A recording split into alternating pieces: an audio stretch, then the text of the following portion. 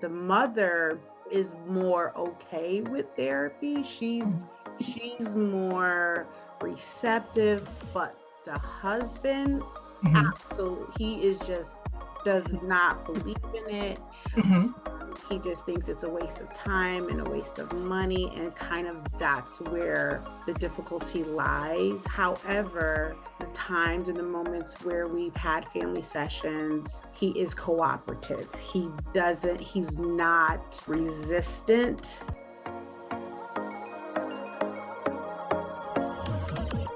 Welcome to the Colleague Down the Hall podcast. This episode is sponsored by the Collab Oasis Clinical Consultation Groups. Hi, I'm Janine Wolf, and I'm your colleague down the hall. I have a passion for helping fellow therapists get the clinical and collegial support we all need to do this work. And wow, it just keeps getting harder every day. I'm the founder and facilitator of the Collab Oasis Clinical Consultation Groups. I have been a social worker for almost 30 years, and I own a successful solo online private practice. More of us than ever are practicing in solo or online practices, and we all need colleagues to process cases with, commiserate with on those really hard days, and also to celebrate our successes with. In this podcast, I'll bring you insights about trends and changes in our field and sit down with amazing therapists who are doing amazing work. We'll discuss fictionalized cases, ways to practice sustainably, and of course, there will be plenty of laughing. I love laughing with friends. I'm so glad to have you as one of my colleagues down the hall. Hello, everyone. You are listening to another episode of the Colleague Down the Hall podcast. I'm your host, Janine Wolf, and today I'm joined by a group of colleagues to discuss a fictionalized case. Listen in as we look at various aspects of the case, along with treatment recommendations, areas of concern, and ways to look at those gray areas that we often encounter in our field. So let's get started with the case. Paul is a 16-year-old only child with whom you've been working for about 4 months. He's been making great progress with treatment for his anxiety, as evidenced by his increased attendance at school, as well as increased socialization outside of school. Paul's parents, however, are skeptical of therapy, believing mental health diagnoses and related treatment are just the latest trend, and their son's anxiety is just an excuse to get out of the things he doesn't want to do. Paul's parents are both in highly successful careers and believe Paul is not achieving at the level of his capabilities. They think he's lazy and lacks the motivation he needs to be successful in life, and that stricter discipline by themselves and the school is the answer to all of this. At your most recent session, Paul disclosed that he's been using marijuana at night to sleep and on rare occasions also using before school. You're concerned about that Paul's parents will terminate services if you disclose his use of marijuana. And related to that, you're worried that Paul might spiral back down and possibly increase his use of marijuana, other drugs, or alcohol, which he has also just disclosed that he has tried. Okay, so Marlo is our therapist today. I'm going to go ahead. Would you, let's start with clarifying questions. Does anyone have any clarifying questions for Marlo? Is there a particular culture? Because I feel like that matters. Yes, Paul is a Black male. Okay. Yes, and so one of my concerns was thinking about, because of the marijuana, disclosing this to his parents, because, they're having just general issues about his treatment in general, and not sure, because he's 16, if I should, tell the parents about this. So I was just wondering if I could get your opinion on that. Any other clarifying questions or any thoughts? Let's start with the marijuana use and kind of go from there, because clearly there's other complexities in this case. And I think Lisa had a really good point about needing to know culture, because certainly there's perspectives that the parents are showing up with that impacting their view of their son. Mm-hmm.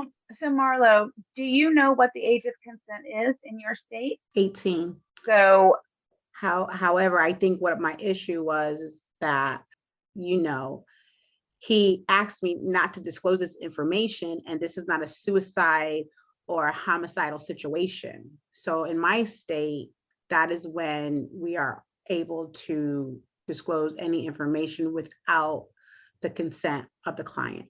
Yeah, and my state is the same. Mm. So, And because the parents are disclosing to me saying that, they feel that he's lazy and not motivated.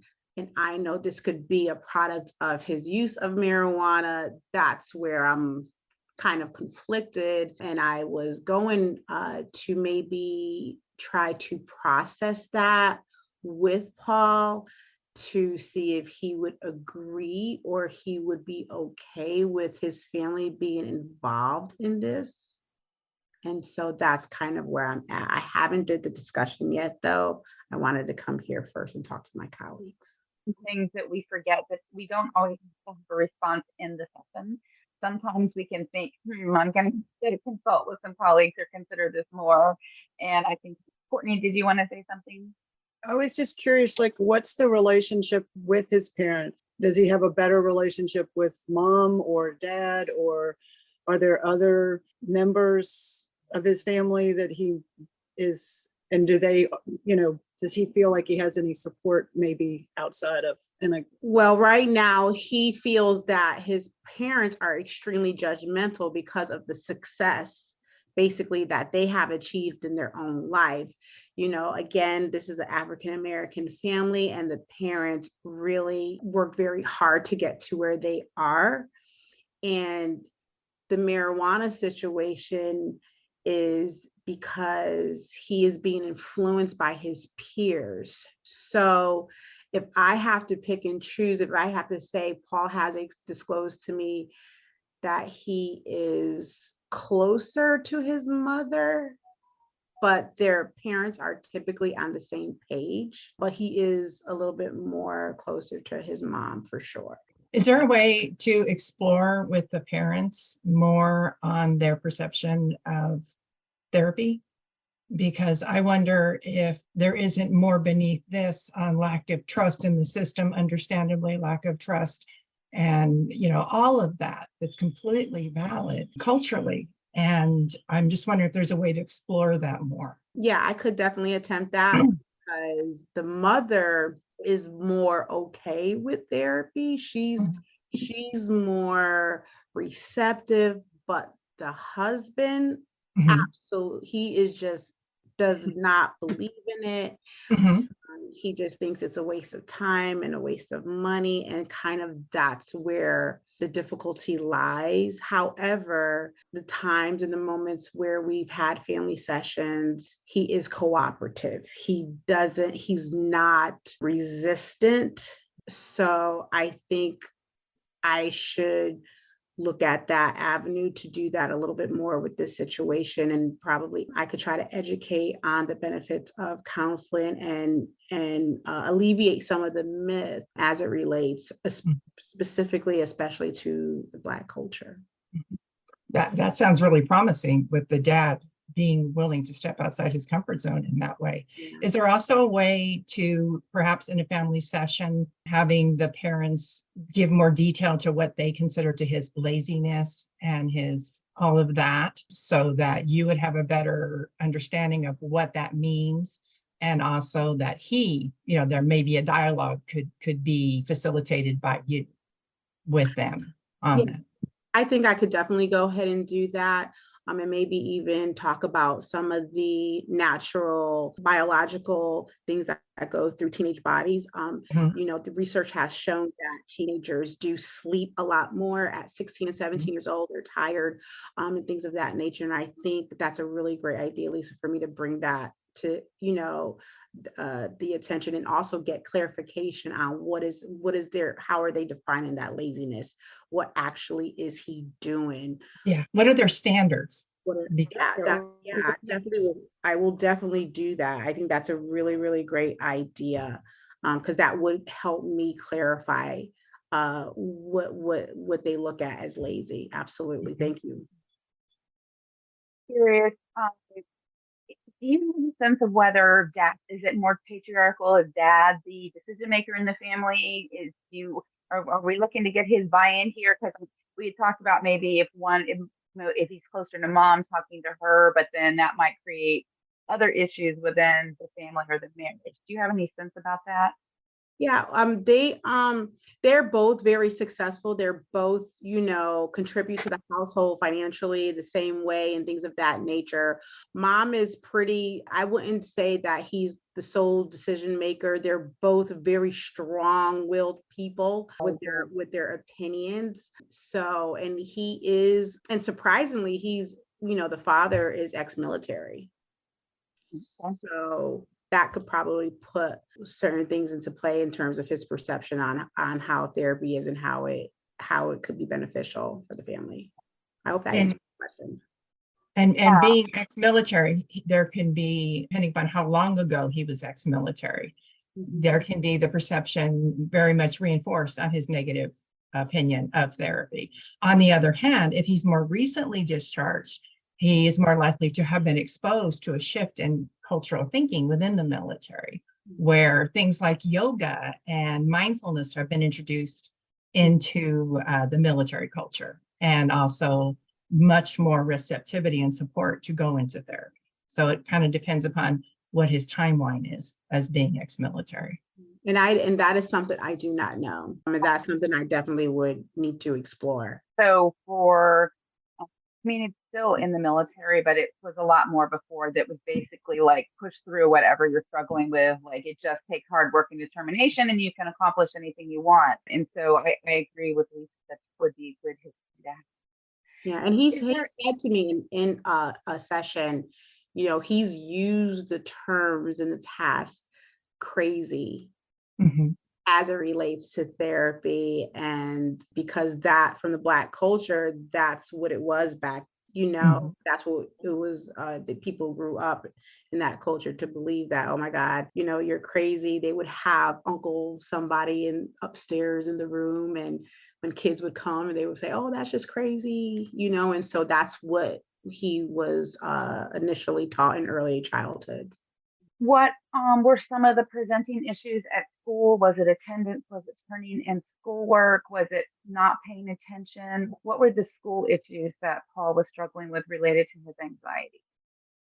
Well, he's doing very well at school, but in terms of his anxiety, he would just, and initially when it was better, as he improved, the anxiety was more him not wanting to speak. If they would call him to do something in class, he would kind of experience shortness of breath and just be really nervous about those things. He would have anxiety with communicating with other children in the past, and he would be late for classes sometimes because he felt that he was so nervous about just going to class, he would delay in going. So things like that he would do. So there may be some exploration that would be in service here to what is the environment for him in school. And what is his experience, because it could be perhaps he's not inherently anxious, but the environment and everything he's experienced has created this dynamic for him. And he does go to a school in which the expectations are extremely high because he goes to private school. Yeah. Well, like and he's also one of the only Black people in the school. Sorry? Also only one of maybe 5 Black people in the entire private school setting. So those are a number of important dynamics. Yeah. Yes. And it sounds like if he's doing well in school, then maybe there's not any issues that you need to screen for neurodivergency. That it's more the anxiety of showing up, the expectations of how he can perform in school, and then also being the only Black student. Not the only, but one of them. Yeah. So I think, but the marijuana issue, he told me that he started with that with his other friends that are not in his school.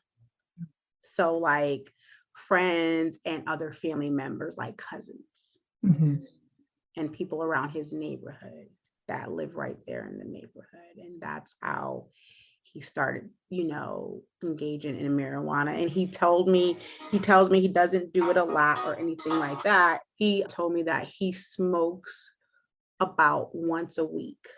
It's less about self-medicating to treat the anxiety. Although if he's using it sometimes at bedtime, then maybe there's anxiety about falling asleep. But it sounds like more it's a social thing, that this is a way to connect with his Yes. peers. He's in a different environment with them. He's with students who a lot of them don't relate to them. So this is a way for him to kind of join with those peers.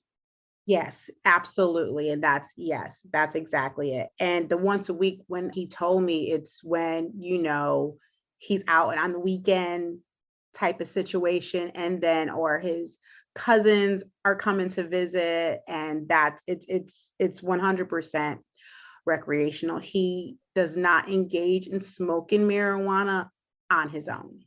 Mm-hmm.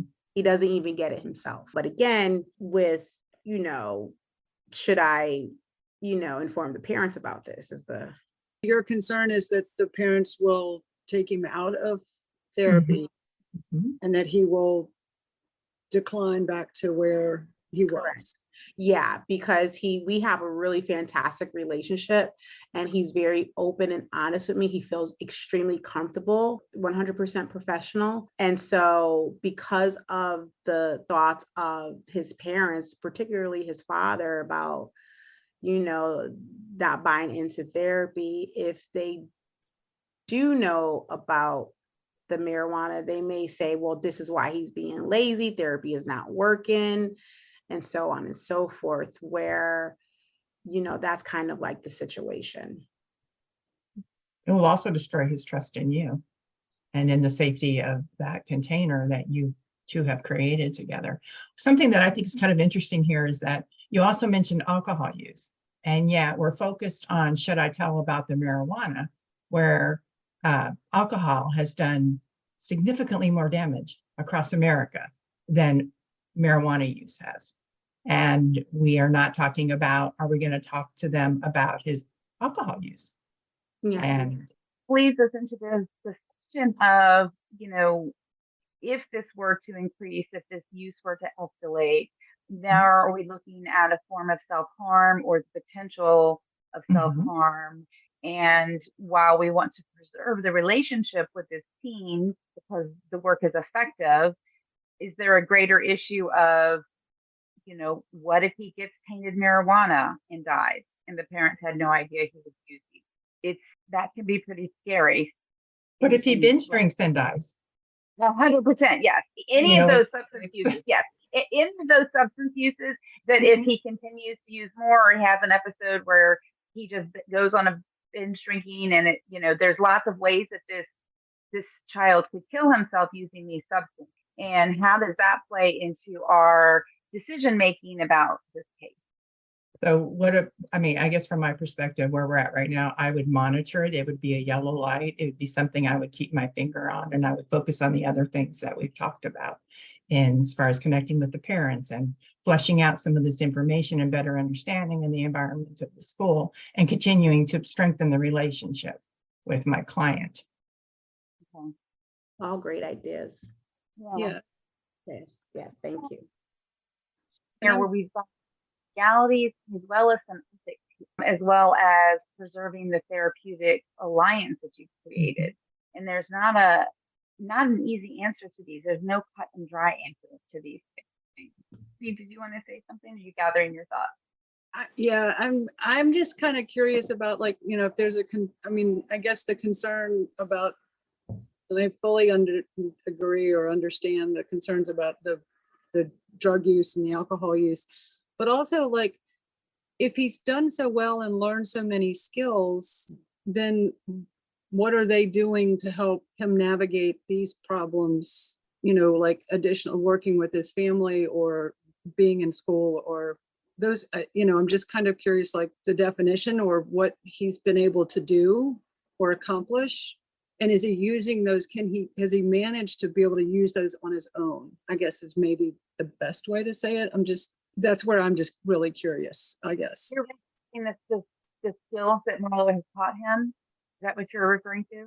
Yeah, that he's learned. So, like, he's gotten so much better in therapy. So I'm assuming that he's gotten better in therapy by being able, to manage or do something. And so I'm just curious.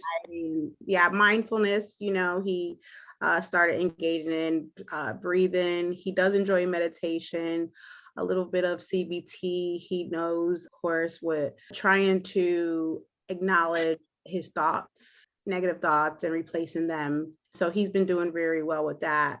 And, for the most part, of course, outside of, the marijuana and other things too, that he's been engaging in. But those are where some of the things that he was successful at. Okay. He has been successful at. And I guess, does he use those on his own, or does he do, like in different situations that he can? The only thing he shared with me is that he uses it with his friends. He doesn't use on his own so far. Okay. That's what he has shared with me so far. Yeah. Okay. Why the consensus here is that you need to monitor his use, continue teaching him skills, continuing to help him understand. This could actually be contraindicated to the progress that he's making in a variety of ways. Plus, it's, even if it's legal in your state, it's not legal for a 16-year-old. There's dangers to the brain, some psychoeducation about how the marijuana impacts the brain of somebody at his age. Well, I'm going to definitely utilize everything that was talked about today, for sure. Good. Okay. Well, I'd like to shift for a second then, and let's we can give Marlo some support around documenting this, because the documentation piece is important. And we need to document enough to demonstrate what we're dealing with in the case, how we're working with the case, but we also document in a way that we're not providing too many details that if the chart were to get audited are too private, for the client. I think most of us, I was trained that you should have your attorney on one side of you and your client on the other side of you looking at the notes. Both of these people okay with how you're writing those notes. And of course, that puts us in a terrible situation. So Marlo, do you have any thoughts, or does anyone have any recommendations about the best way for her to document this? Well, I mean, the thing that I currently do, like I would just, continue, when you say how to document, I just document every session, right? So I'm just documenting everything that was addressed per session. There's nothing left out, especially with the marijuana and alcohol use and things of that nature. I think it's important to emphasize, considering this situation, the plan. And documenting that I've also talked to my colleagues, and these are some of the things that were suggested that will be implemented in that plan. This would be a case that would be really important to document this consultation, a little bit about the client, who was here today, what was the discussion, what were the discussion points, what were your thoughts as far as moving forward with your treatment plan, signing and dating and putting that in the chart. Because most of us have not been trained to adequately document our consultation. And if, we are taken to court or investigated by our board, they're going to say, how would your colleagues have managed the same case? And so you're demonstrating that you did your due diligence, you did reach to colleagues to get some support on the case. But even further than that, there are some people that would say, process with client use of high-risk behaviors versus stating specifically there was use of marijuana and alcohol and those. And I think some of that is based on your theoretical orientation, your comfort level, the population that you work with. And I think that you could have difficulty with either of those ways of documenting it. If something really bad were to happen, and the parents saw the records and saw that this was there, they don't necessarily understand our clinical judgment or how we come about some of these decisions. And that probably feels a little scary. Yeah, absolutely. Does anyone have any thoughts or suggestions about ways to document this, or how you would go about doing this, just to documenting from this specific session? I've used, primarily work with adults, but I've always just put down substance use and not been specific about which one. often because my experience has been that they're using more than what they might be telling me. So I would not be very specific in my documentation on, like, other than to just say, discussed use of substances, and that I would have concerns or trying to modify that or manage that with them, discuss that part of it. But again, I come from a background of more adults, so the teenage aspect of it is I would add a potentially different aspect to it. Do you work with teens? I did. I actually did my internship in a children's center. And I'm sitting here thinking of some of the parents that have screamed at me because of what they thought I should tell them. And Right. It's a very difficult position to be in. It really is.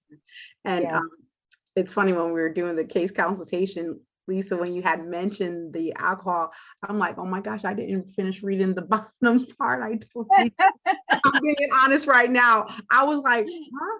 It was alcohol too? And I'm over here like just throwing all this other stuff out there. And so I apologize for that. I didn't even see that part. I'm only adults. I don't do kids. I don't have experience with doing teenagers, or I am not a substance abuse therapist. Exactly. Yeah. Right. Those things come into play. And it was a pretty detailed case. There were a lot of specific dynamics in there. It was a lot to take in. Yeah. But I wanted us to have multiple avenues to really explore with that. So it's all good, Marlo. I told you to take ownership of the case, and that's exactly what you did. So that was perfect. But it does highlight the intricacies of our work and the areas where there are so many gray areas where we aren't given concrete guidance. And this just brings me back to all the ethics trainings I've been in, where they might discuss this case and a case just like this and have us discuss it in a small group. But then say, this is the answer, and we are skilled, we are trained, we have lots of education and experience. And so those are the things we have to fall back on. But we also know that maybe a court of law, or a judge, or a set of parents could see this very differently than we do. And so there are higher risk cases at times like this one. And even if you are really skilled, like Lisa, working with children or teens, you've had experiences where your professional judgment helps you decide a certain path, but family members aren't going to necessarily get that. They're going to have their own thoughts and feelings and judgments about how something should be handled. And also, as a parent, I can totally resonate with the parents' need to know and their concerns and everything that they're bringing to the table, and not having everything, they're bringing their child to me, and, things that are really important that are impacting their child, and they feel that I'm withholding from them. And if I, as a parent, that would be hard for me. It'd be very hard. Yeah. So it's holding both of those at the same time. It can be very difficult. Yeah. And I think we hit on this a little bit, but I think all of us would want to have a really good conversation with Paul about maybe we could help him talk to his parents together about this, and why that would be beneficial, and how we could support him as he's doing this. Because ideally we would want the parents to know Paul to realize this is bad for him, and he continue in therapy, right? That's sort of like the preferred outcome. But getting to that place is hard, and it doesn't always work out the way we desire it to. Yeah. And he's a teenager. Yeah, he is. Yeah. His brain is not fully formed. He is not capable of making good decisions, even decisions. And 16-year-olds sleep a lot. They do sleep a lot. Yes, absolutely. And they also can be defiant, and his parents have expectations. They worked hard. They've been successful. They likely view that they've made his life easier for him, that they've made his life easier for him than they had it. And therefore there might be some resentment here that he doesn't appreciate what he's been given. And that's just a guess. That could be a dynamic. Maybe it's not. But there's lots of different ways parents and teens can butt heads. Yeah. And I think also in here is the inherent systemic racism that dad has experienced his whole life and wants his son to do really well in a society where you're constantly swimming upstream, no matter how hard you work. Yeah. So I wonder how much is just pure concern and love for his son that they really want. That's really important to help them have every opportunity. Yeah. Because, I mean, we all want that for our children, but when you're in a society that you recognize puts limits just by virtue of your skin color, I think that would be, I mean, I can only speak as an outsider, but I could see how that could really drive you to drive your kid, because you really want them to have that opportunity and to be able to achieve and to, you know, all of those things. So Absolutely, absolutely. Especially with his family, apparently I threw all that other jargon in. I just was making stuff up. But you yeah, did great. You did great. Yeah, you did a great job, Marlo. And that also kind of brings to mind for me, like, can we help the parents explore that, okay, this is a high achievement academic program that seems like a good fit for him, but there's not diversity there. So do they need to consider exploring another option? You know, an option where there's more diversity and maybe the academics aren't as highly challenging, but can they supplement that in other ways so that he's in a setting that is a better fit for him on a lot of different levels?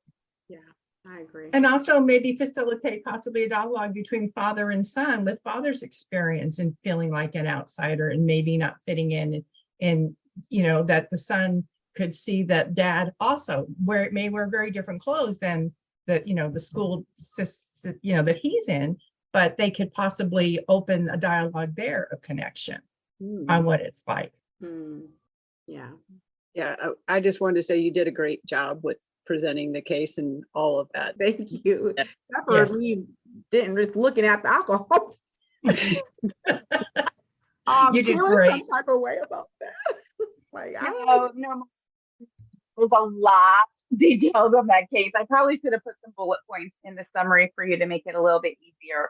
I just also want to say that were we discussing somebody's actual case, and we're sort of doing this a little bit now with Marlo, that we are affirming that these are hard decisions, these are complex cases, the toll that it's taking on her, the insecurity she might be feeling. This is the type of case that imposter syndrome can really rear its head. And sometimes with cases like these, we feel embarrassed or afraid of getting consultation because sometimes people have really specific ideas about how to handle a case like this. They see our work in black and white and not the grays that we are experiencing. So we absolutely would want to be providing that emotional support for Marlo as well, and just normalizing how hard these types of cases are.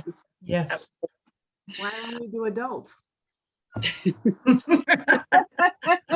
Well, unfortunately, lots of cases people too, though. They have hard cases too, though. They do. But there is such a difficult dynamic when working with children and teens that is a reason that a lot of people in our field eventually discontinue working with children and teens, because you've got this whole other dynamic with the family coming into play. And I, for one, have taken that path. For a variety of reasons, I no longer work with children or teens. And I have so much respect for the people that continue to do that work, because I remember how hard it was. Adults can be hard work as well, but it's a different type of dynamic that you're bringing into play here.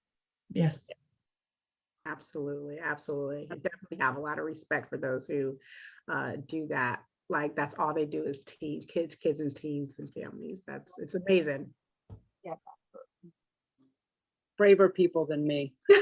And I think, I think everybody is suited for something. Somebody is always gifted in a specific area. People used to always tell me, they're like, how could you do hospice? I'm like, how could I not? How could I not help somebody transition at the most intimate level of their life? And Marlo, for hospice, I'm the opposite of what you do, because I work with children in pediatric hospice, and I would say I could never do adult hospice, because you got this sibling fighting with this sibling, and you got this person over here worried about their inheritance. And with children, truly, everyone is coming together in the best interest of that child in a way that can be beautiful and magical. And so I'm always like, people are like, oh, how do you do kids? I'm like, how do you do adult? Yeah, I'm like, how do you do kids? No, how do you do peds hospice? No. Yeah. So I think it's safe to say that we all find our sweet spot where our gifts are and our skills are in the areas that we, I think for most of us, we find a niche that feels like a calling for us. And the work is hard, but it feels good when you can help someone in a way that, they couldn't otherwise be helped or supported. Yes.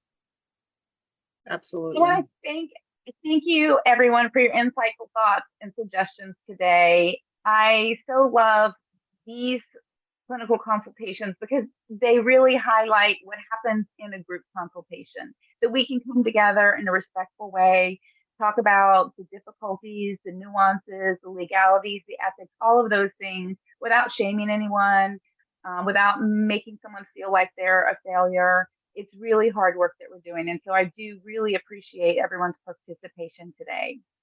For everyone listening, there are new episodes of the Colleague Down the Hall podcast released every Thursday on all major platforms. Please remember, our work is hard, but it doesn't have to be lonely.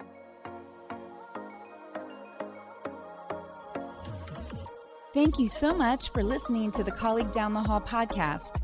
For show notes, links, and downloads, head over to colleaguedownthehall.com, where you'll be able to learn more about getting the clinical support you need and resources to help you work in a supported, sustainable way. If you've enjoyed this episode, please share with your therapy friends and colleagues. Subscribe to the podcast, and if you love this episode, please leave a review.